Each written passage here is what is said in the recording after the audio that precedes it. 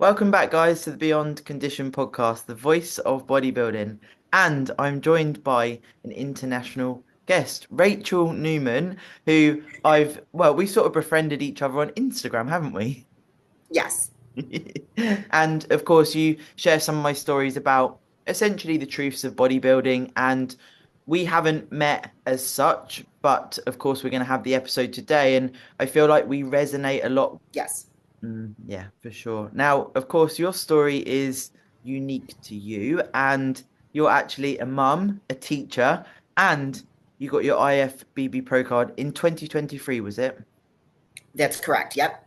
Mm. So you're fairly new to the Pro League, and of Yeah. course, you've been competing for a while to get there. Now, to start off with, where did your bodybuilding journey start? How did you sort of come around to going into bodybuilding? Well, I competed for the first time in 2013. Prior to that, so I had my son in 2008, my daughter in 2004, and I knew after 2008 I was not going to have any more children. That was my plan. So I thought, you know what? I'll go to the gym and I'll see what I can do. And I could not do the scheduled classes that I once could, used to do because I had two children and I had to juggle my schedule, my husband's schedule, babysitting schedule, and I could go to the gym whenever I could go to the gym. So I got all sorts of magazines. Back then, the Instagram or the internet was not what it is now. So I read all these magazines and I looked at all these recipes and foods and workouts. And I went to the gym and I planned it out. I did what I could do. And people would stop and ask me, do you compete? And I would say, no, I just do my thing at the gym and just playing around with different things and seeing what works for me. And then throughout this, now he's my ex-husband, would go to the bodybuilding, the local NPC show in Buffalo, New York, every year with his brother. And one year his brother wasn't able to go. So he said, will you go with me? And I said, yeah, all right, sure. So we go and we watch. And he's like, you could do that. And I said, oh, no, I can't do that. I'm not putting on a set like that and getting up in front of all these people. That's crazy. He's like, no. He's like, Rach, you look better. Like you look better than some of these women. You could definitely do it. So I was like, well, I don't know, maybe. So then another year goes by and I go with him again to the local Buffalo show. And again, he's telling me, you could do this, you could do this. Again, I don't know. Who would I even contact?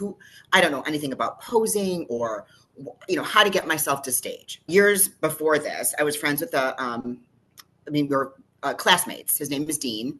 And back when we were 21, he was competing. And we were all, looking at the local bars and we were all having a good time. And Dean was bodybuilding and he was always eating and he was competing. So I contacted him. I guess the rest is history. So 8 weeks prior to my first competition, we met. He looked at me and he was very surprised at what I looked like. And he taught me everything. He gave me a meal plan to talk the meals, workouts, cardio, ordering a suit, doing posing. I ordered heels because I started with figure, and it was a class called Fit Body in a local natural muscle show. I competed 8 weeks later and I won. And I was a nobody. And, I kind of walked into the show and he said, listen, don't focus on yourself. Don't look at anybody else. Don't watch what anyone else is doing backstage. Do you, and you're going to do this. And I did it. And I did figure, master's figure over 35. And the Fit Body was only an open category. And I won both. And I guess from then the rest is history because I was hooked. Yeah, it is.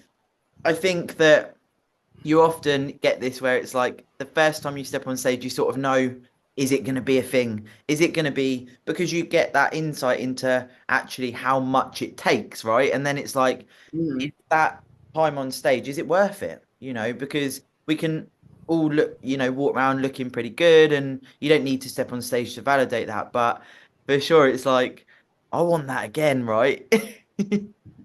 He would joke with me because I would say, oh, just for fun. Let me just try it for fun. And then, he's like, no, we're not trying this for fun. We're trying this to win. And, anyway, he was right. Because then after that, he would kind of joke with me, like, so is this still for fun? I'm like, no, this is serious. This is serious stuff. Yeah, I think as well, there's almost, it's good that you've said that.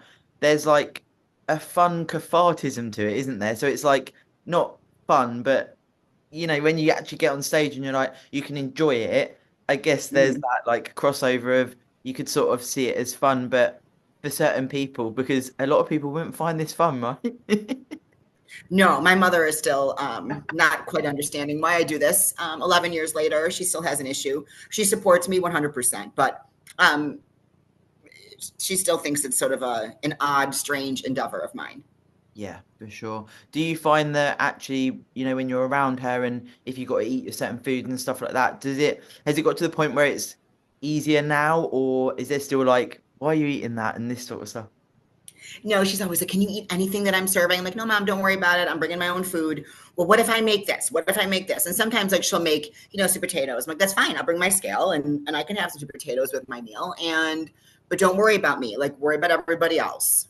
And that's just how I do, and it's fine. I mean, if it's a holiday like Thanksgiving, of course I'm eating Thanksgiving. So that's different.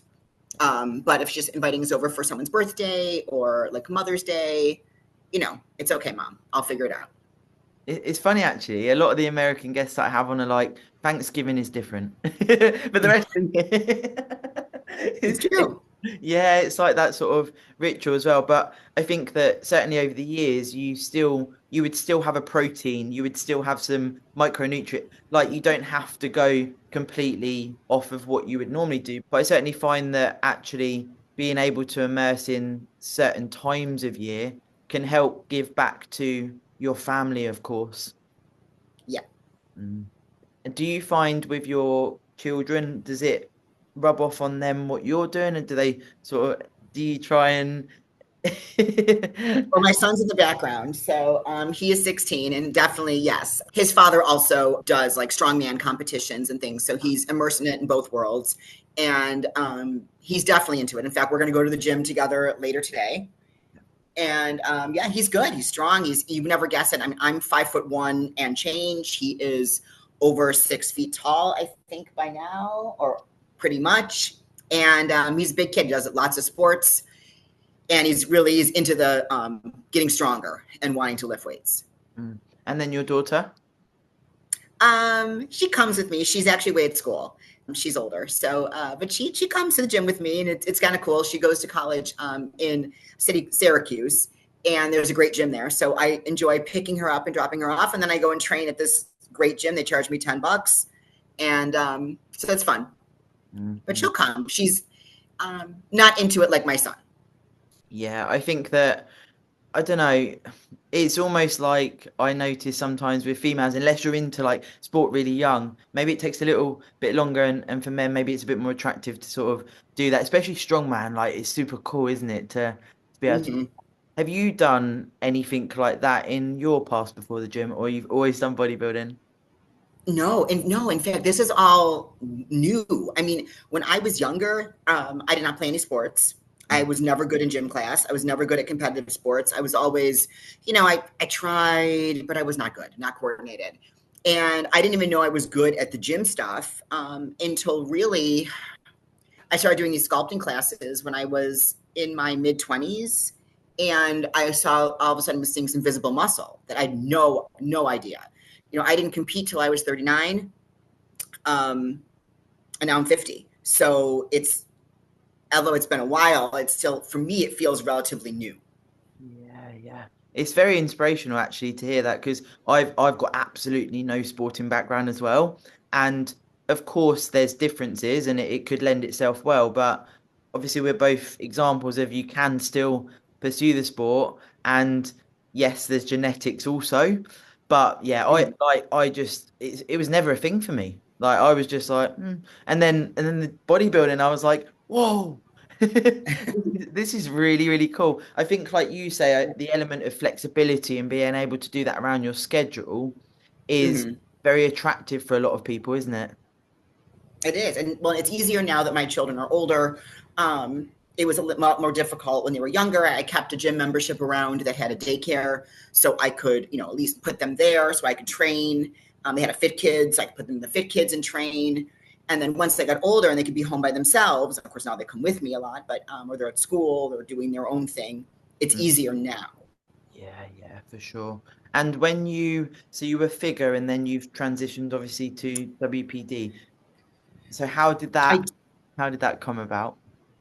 I fell in love with Dana Lynn Bailey. I loved, I mean, I loved the posing routine. So when I first started, I did two shows through a local organization called Natural Muscle, and then I did my third show was that WNBF INBF, Oh, and the category was fit body, but you wore heels, which was weird, and there was no routine.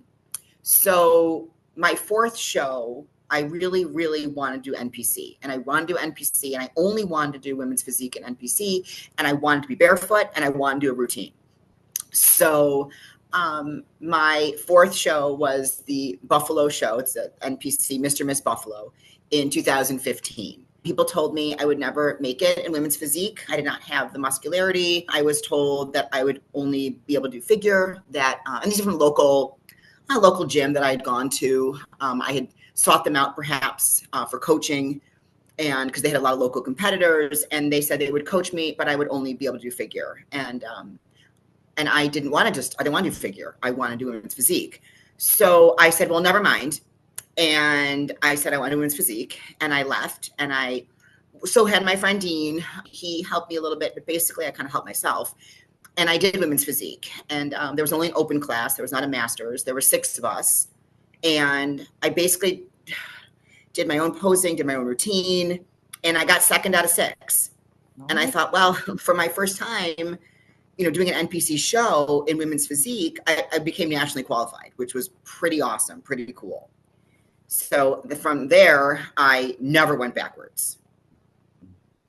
That's amazing, isn't it? Like, I think that sometimes, obviously, in the bodybuilding realm, you can be a bit delusional where you're gonna fit, and that's we mustn't forget that as such. But sometimes within you, don't you? It's like I feel, and I don't feel like where you're describing that. It's like it wasn't unachievable for you because you knew, and then pursuing it and coming second. How did that feel when you came second? Because obviously, what you've been told, etc.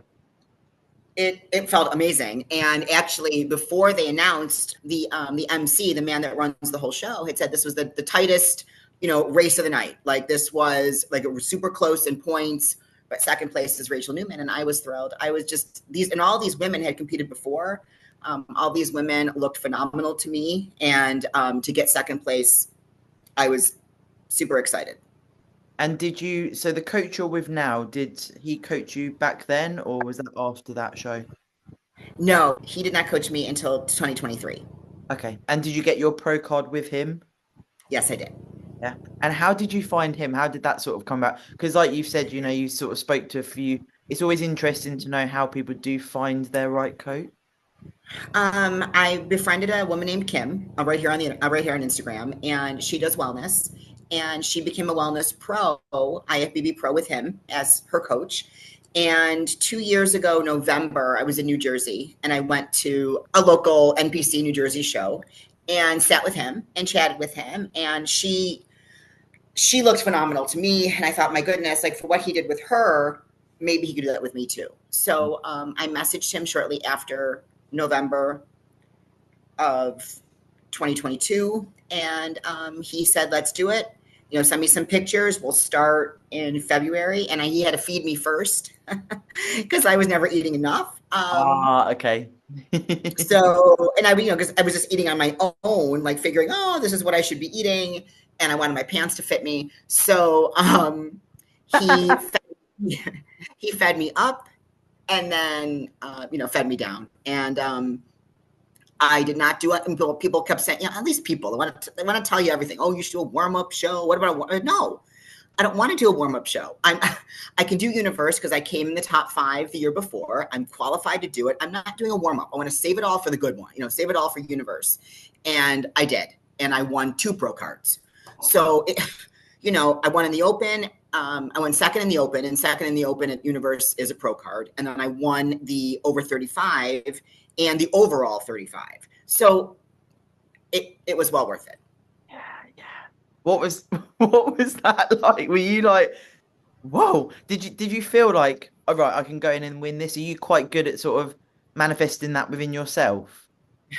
I was doing my best at that. And, I guess I got off stage, and a friend of mine is an expediter, and and I did the over 40 as well. And at first he's like, Rach, I think you won all three. I'm like, no. And when you're on stage, they move you and they put you here and they put you there, but you're not. I'm so busy and focused on whatever pose I'm doing or whatever I'm supposed to be, staying tight on stage and all that.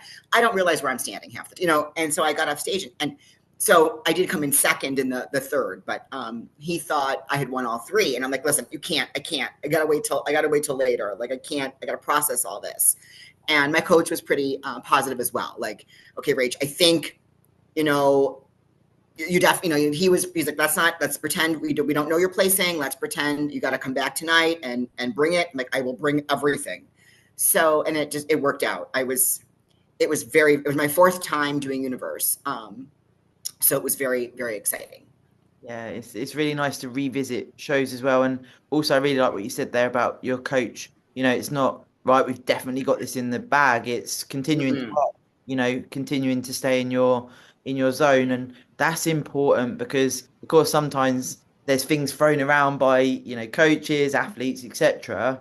But actually, until you get that, you've definitely won. You've definitely got the pro card. It's staying in that lane and staying in that professional mindset, isn't it? Yeah, absolutely. And I guess, I don't know if I've always been taught that, I've always stayed with that perspective throughout all of my shows.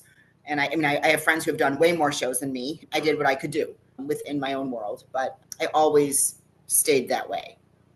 Do you find the posing is more natural to you? Is it a natural thing since you got into it, or has that been quite hard work?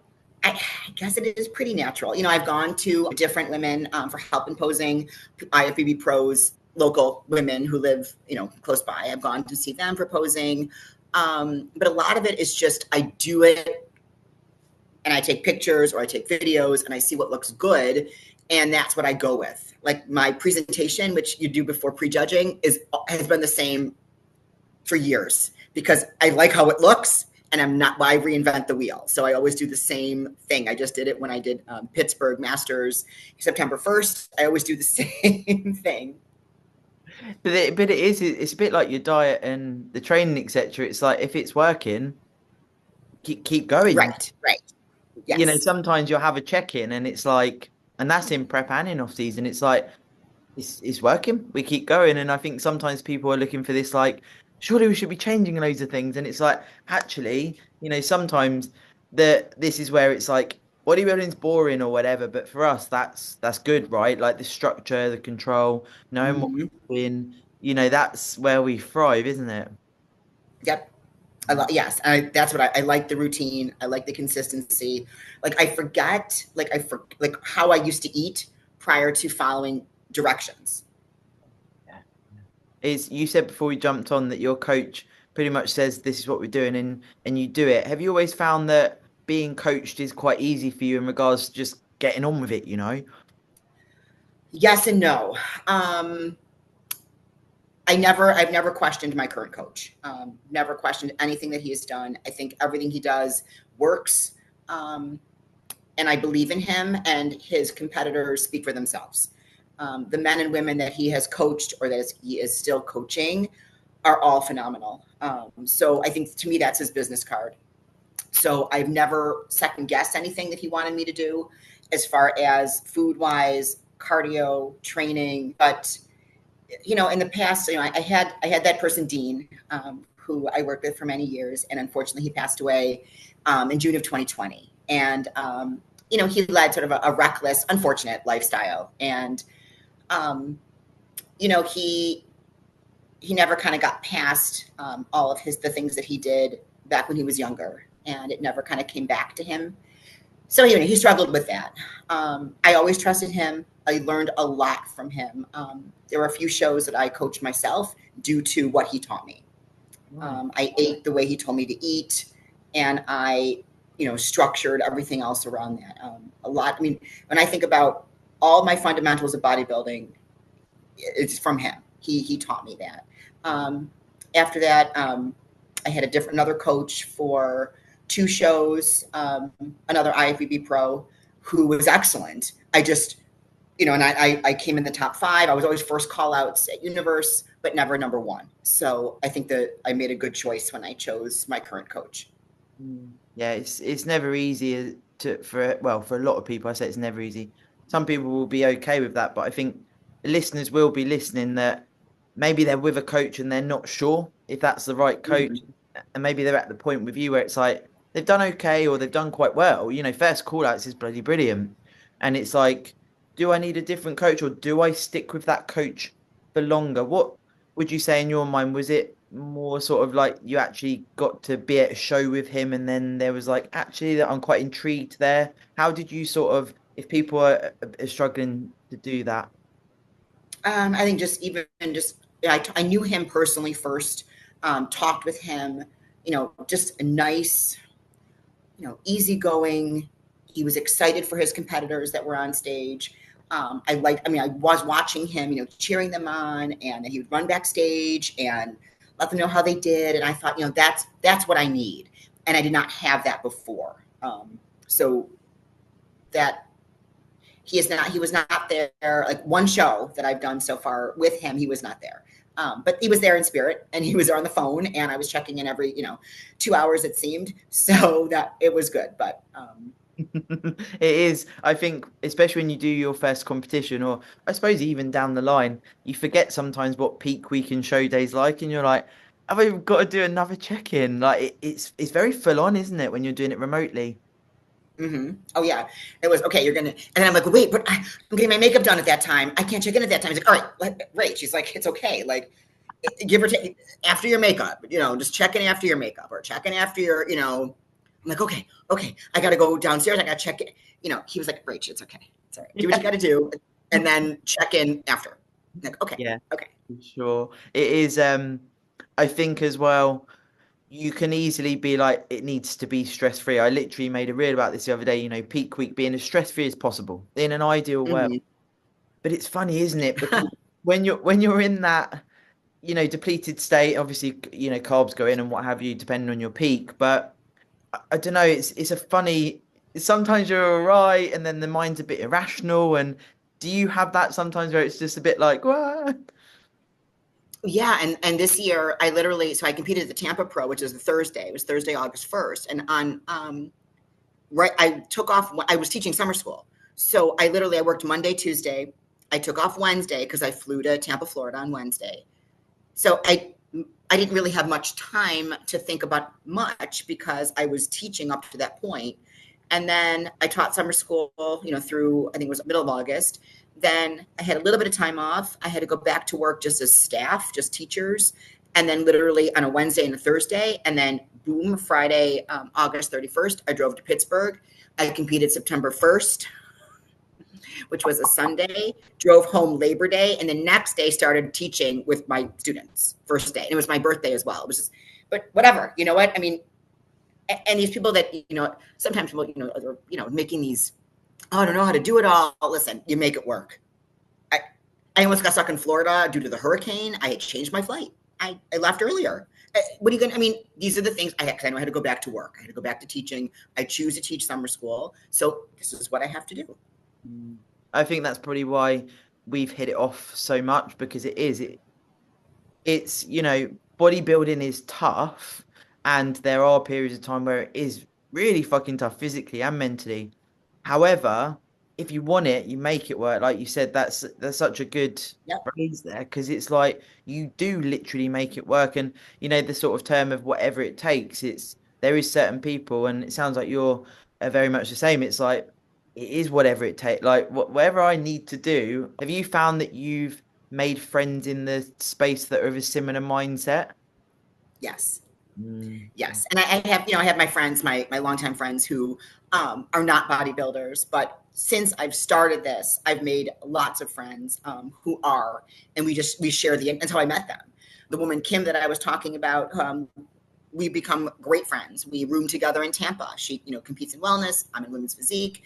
We competed again together in Pittsburgh. She won in Pittsburgh, and she's going to Tokyo for the Masters Olympia. I know, in August. So I'm so excited for her. Very exciting opportunity. So, and then I meet people, at competing. And I meet them a lot of times on Instagram first, and then I get to see them in the real world, and then become friends. And then even in my local area too, I've made some friends due to the shows I've done. Yeah, it's really, really cool, isn't it? Because it's like life makes sense. Because I think that, of course, we have our normal friends as well. But as you grow older anyway, you sort of go through eras, don't you? Where it's sort of like Mm-hmm. you have the school friends, the teenage friends, the early adult. And I feel like as well, this is where Instagram can be so positive. Because it's Yes. not, if you populate it with the right people and you look at the right things for you, it can be so positive. And I think that, our relationship, it's really showing that because it gets a lot of rap for it being a load of shit and negative and everything else. How do you find social media? Do you feel it's quite positive? I make it. I guess in my world, I make it positive. Unfortunately, I had negative people comment on my pictures. Absolutely, message me. Absolutely, inappropriate things, and I just block. I'm too old. I don't go back and forth. I'm not the person that screenshots the garbage and puts it on the stories. I just delete and block. I don't tolerate nonsense, Mm. and that's probably the best way I can put it. I do not tolerate nonsense, whether it's in my classroom, whether it's in my world, whether it's on Instagram. I get rid of it and I don't entertain it. Have you always been that way with, or, is this from a young age you've always been able to sort of just go, look, not serving me, I can move on, or has this come through life, would you say? I think so. I'm probably better at it now that I'm older, and I think like this is ridiculous. I don't need this in my world. So I think it's probably I probably fine tuned it, if that makes sense, as I've gotten older. But I've always sort of been a no nonsense. Like you think of a friend and the friend does X, Y, and Z. I don't need you anymore. If you're going to do that, why am I keeping you in my circle? Because that's just silly. One, Boyfriends, husband, same. yeah, yeah, yeah. I mean, it took me a while, but and then I think sometimes something just clicks. I feel like there's sort of intimate relationships, and when it's like a husband, and obviously having children as well, it's a bit more complex. But you sort of get to the point where it's like, I've got to do something about this. Um, Right, right. and only you can change it. And I think that as well, if we were to just, a lot of people, I used to be in work environments and they'd be like, my husband's doing this, he's pissing me off. And I'd be like, have you Yep. told him? Have you told him? Like, what? And again, when we transfer this into competing, I certainly found that when I left my husband, competing became different for me. I don't know, I just felt very different about it. I felt more fulfilled. Would you say that that was the same for you? I think so. But I always credit him for getting me started, because had it not been for him saying, "Hey, you want to go to the local NPC show with me?" I don't know, if and when I would have been interested in doing it. So I always credit him with that. I have to, and push it. And in the beginning, he was my biggest supporter. I mean, I'm like, "You sure you want me, your wife up there in this little bikini?" He's like, Absolutely, I do." He's like, "Show it off. You work hard." And I was like, "Okay, all right, I will." But yes, I think it's easier that I do things now on my own terms. And it's been 8 years or nine. It's been 9 years. It's been a long time. Yeah, sure.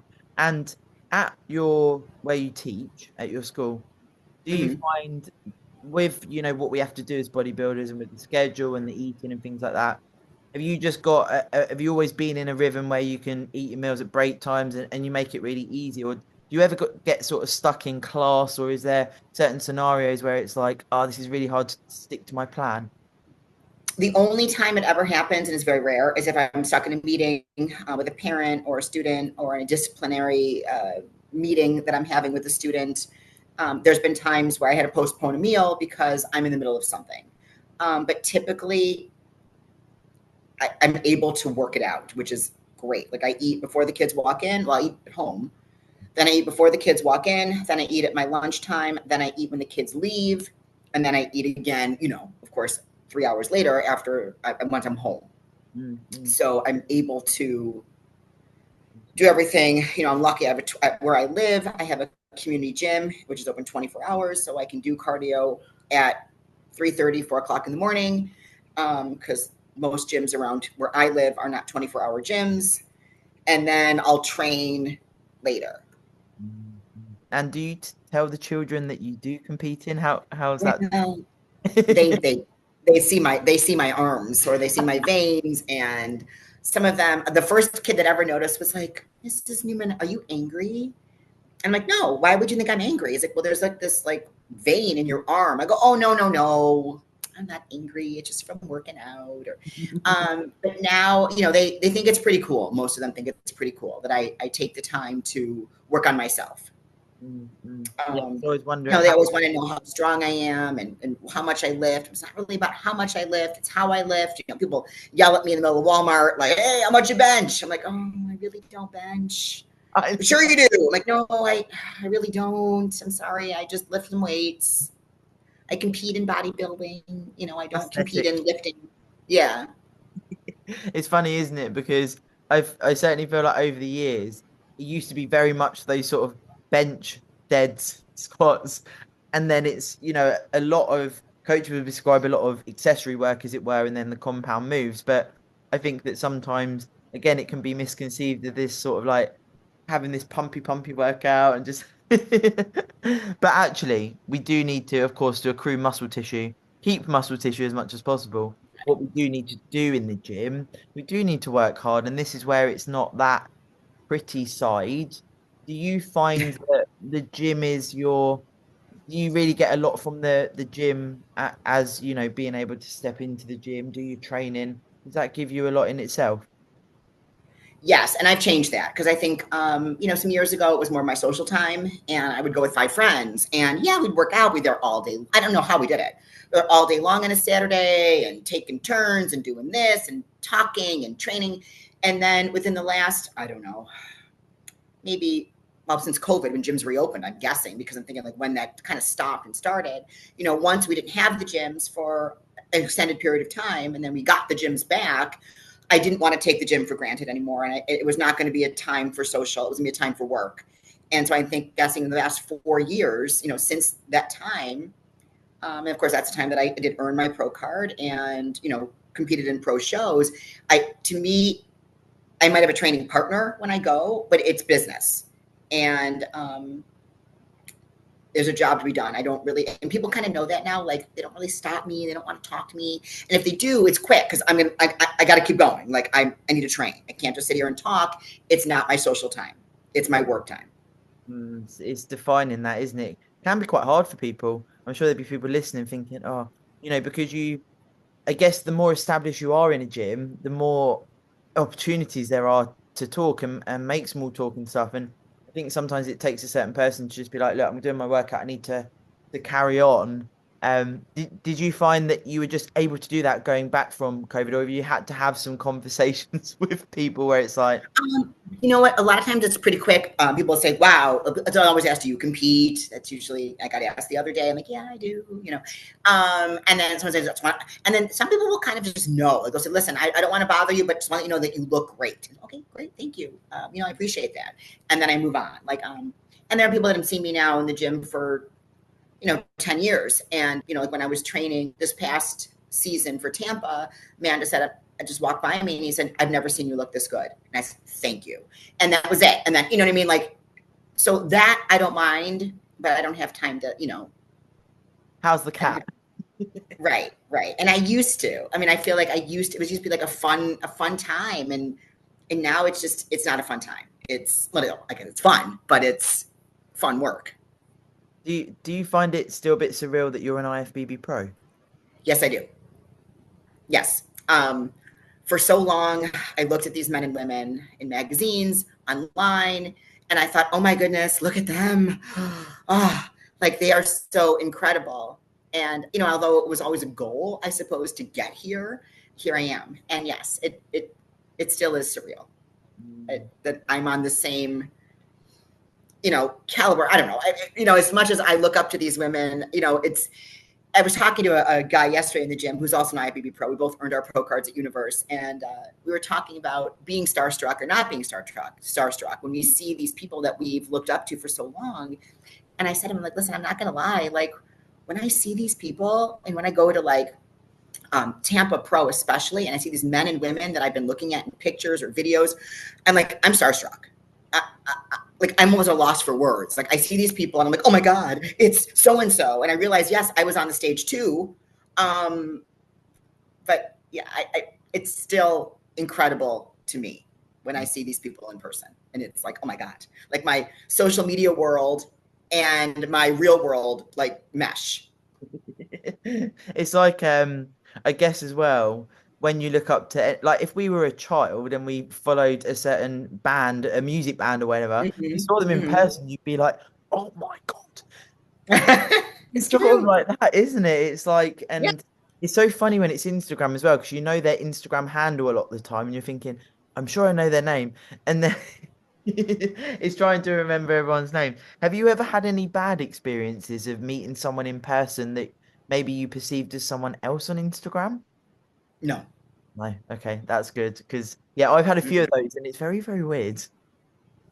No, because I think it's typically like if I someone might message me. It's always women. Usually it's women, not men. But women will message me like, "Hey, what show? Are you looking great? Like, are you doing a show soon?" And I'll say, "Oh yeah, I'm gonna do Tampa." Oh my goodness, so am I. Great, let's meet up. Let's say like there was a woman one year. Universe was in South Carolina, not New Jersey, due to COVID stuff, and to be preemptive, they moved it.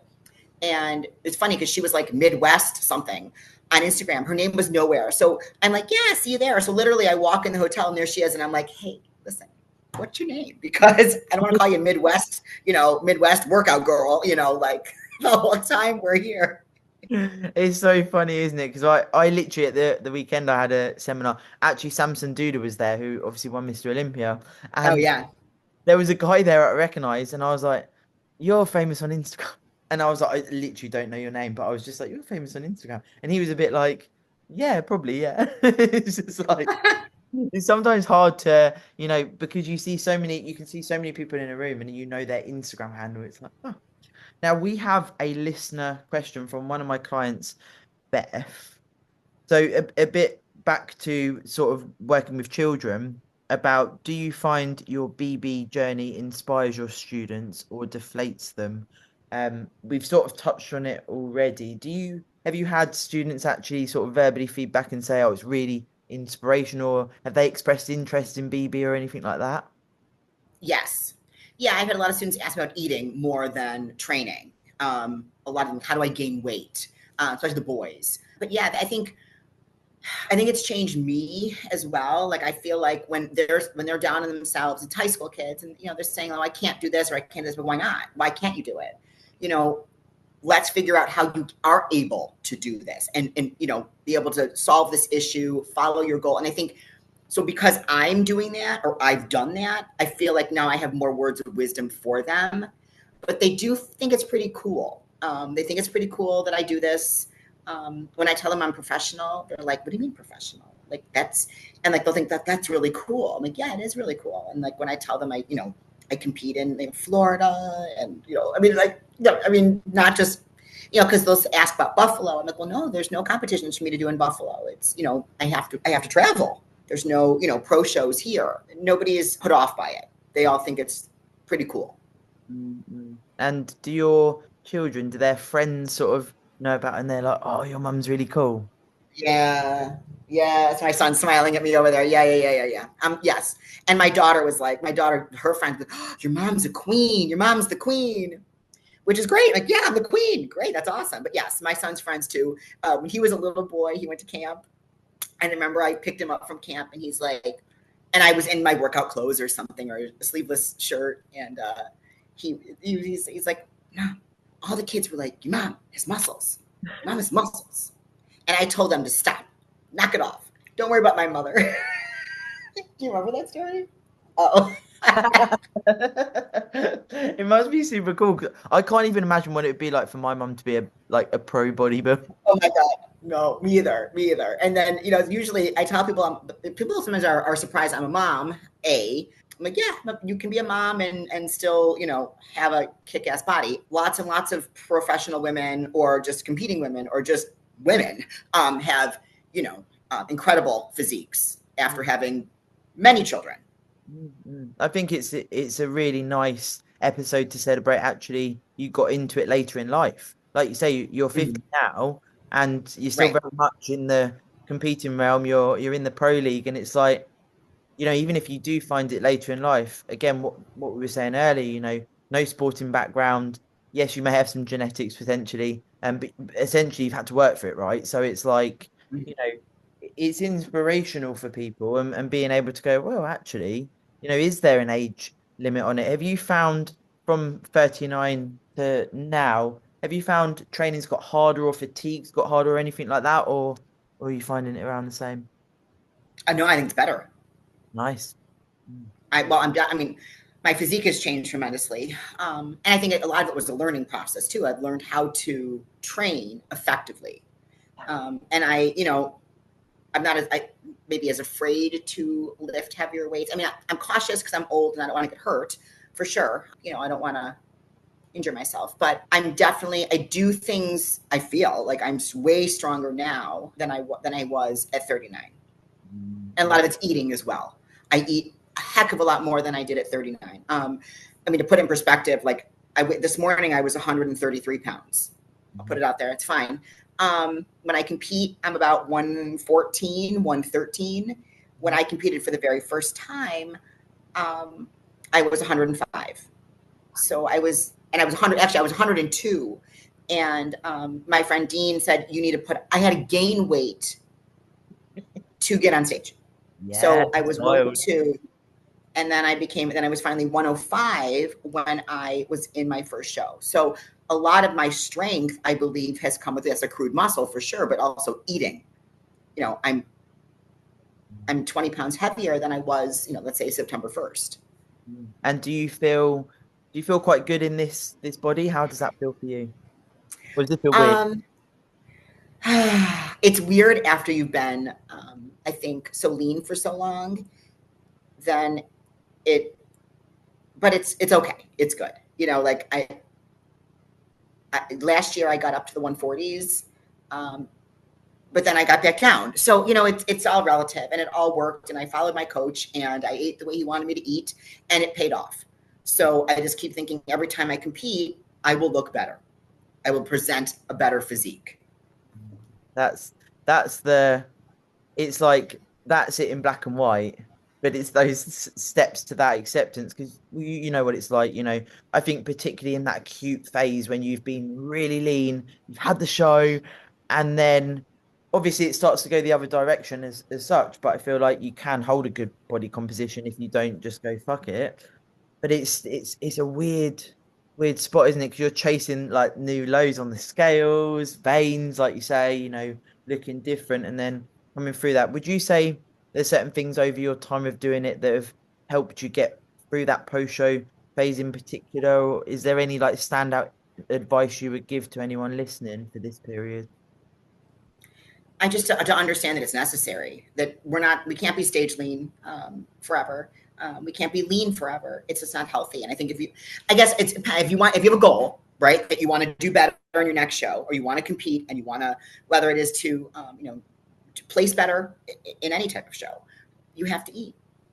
And I guess, and with eating comes weight gain, and it just, you know what I mean. Your jeans are gonna be whatever. Your pants are gonna be a little tighter. I have to go to work every day. I have to dress. I can't just wear like sweatpants. So, it's one of those things people keep saying, got to be uncomfortable, right, to progress. So I got to be uncomfortable to progress. And I've come to terms with it. It's okay. And I guess that's what, and for a long time I liked being lean. I wanted to be lean. I was in charge of my own eating, and, I was too lean. So I was not necessarily progressing. So I guess that's depends. But if you want to progress, you got to eat. Yeah, it is when I speak to a lot of athletes that really have pursued their own physique development journey, when they've, that's through placings as well, but also like the phenomenal transformations when you're like, whoa, a hell of a lot of those have pushed food in an off season, females, past what they would probably self prescribe, because it's not comfortable, is it? A lot of the time when you are eating a lot of food, feels like you're just eating all the time. And some people might not get to that point in off season as well. That's important. Obviously, you're the heavy Mm-hmm. muscle division, as it were. So potentially, maybe you would be eating more? I mean, do you know your calories, or are you sent a food plan, or how do you do that? I don't know my calories. I'm told how many meals, and I weigh everything out for each meal. So like right now I'm like the queen of rice, but just fine. You know, lots of rice. Eat the I rice. actually ate less.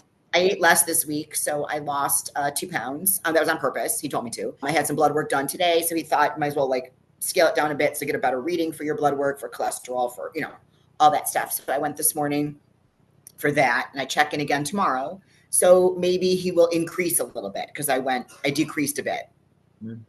Yeah. Do you find that it is quite hard to keep putting that food in, or again, if you sort of resigned yourself over to I need to progress, so I'll just do it? I really enjoy eating, so I'm fine with it. How do you find And then, preps? Do you just get this like the tunnel vision takeover? yeah, and then he'll give me like a free meal every week. So typically I do that on Saturdays, and like I plan it out a week in advance because that's like my like. So this week it was Mexican. I don't know about next week. Like it's like so, and that gives me something fun to look forward to, and then indulge in a little dessert. There's all those cookie places these days. I love cookies, and actually, what's interesting, just a side note, I never liked sugar as much as I do now. I mean, I don't.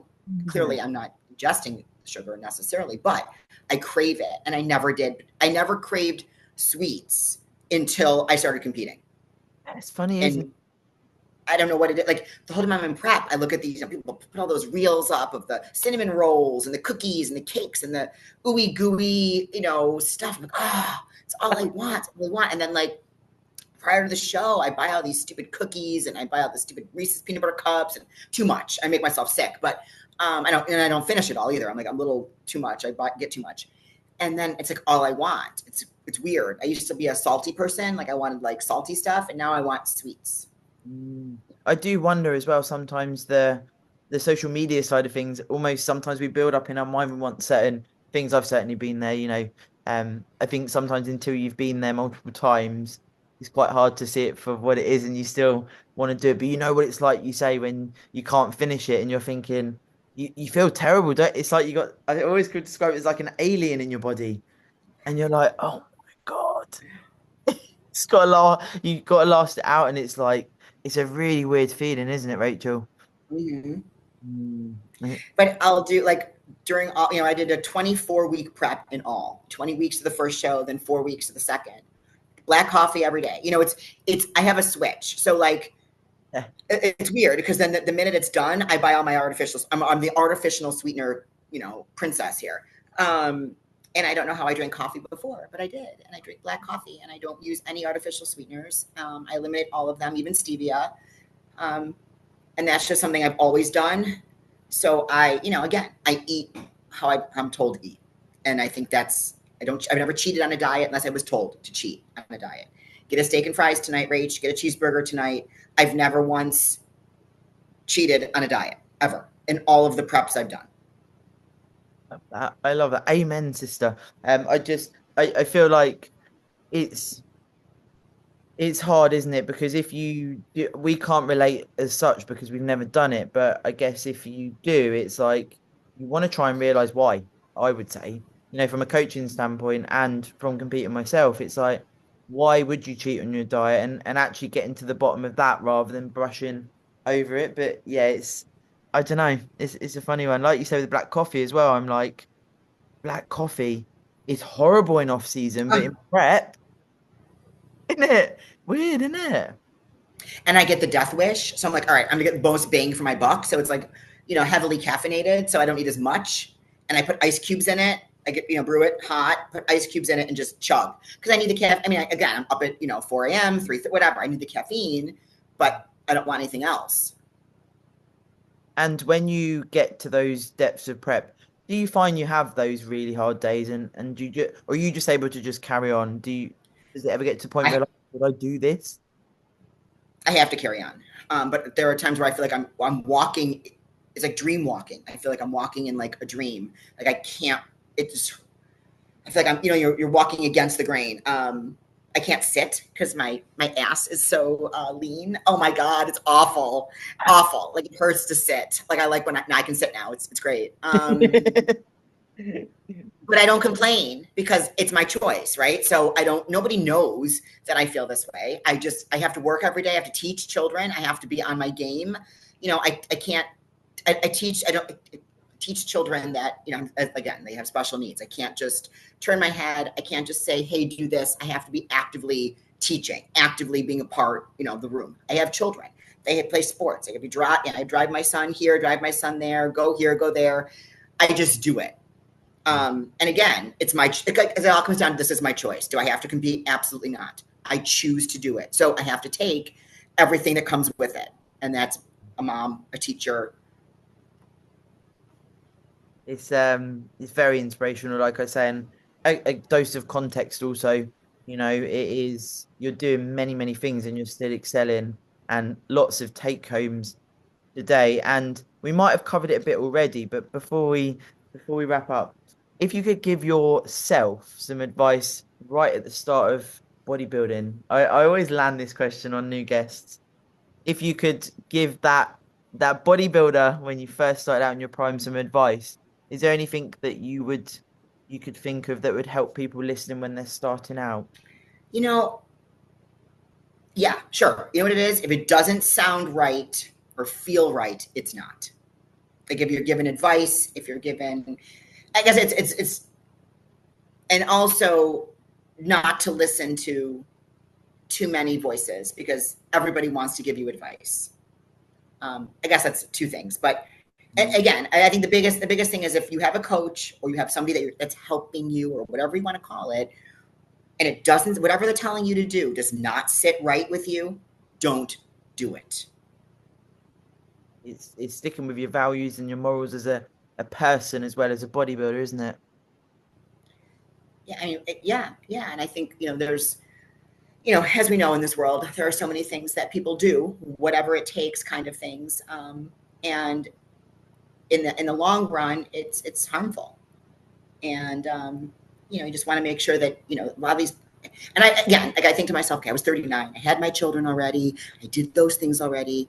And then there are these young people that are getting into this, 21, 22. And, you think about things in the long run. Like, do you want to have I don't know. I'm getting off on that one, but I don't know. I think a lot of it is just, you have to do what's best for you.